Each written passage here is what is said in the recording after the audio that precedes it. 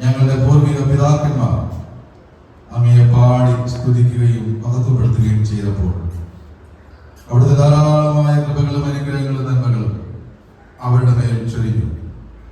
ഈ കാലഘട്ടത്തിൽ അനന്തര തലമുറയായി ജീവിക്കുന്ന ഞങ്ങളുടെ മേലും അവിടുത്തെ കൃപ ചൊരിഞ്ഞിരിക്കുന്നതിനായി സ്തോത്രം ചെയ്യുന്നു.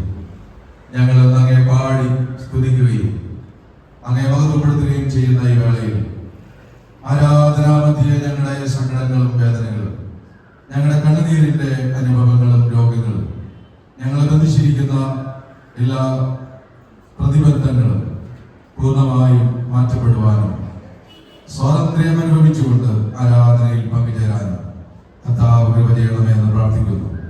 ഞങ്ങൾ സമർപ്പിക്കുന്ന ആരാധന അങ്ങയുടെ മുമ്പിൽ സൗരഭ്യവാസനയുള്ള ഒരു യാഗമായി തീരാനും ഞങ്ങളെല്ലാവരുടെ മേലും അവിടുത്തെ പ്രസാദം അനുഭവിക്കാനും കൃപ ചെയ്യണം.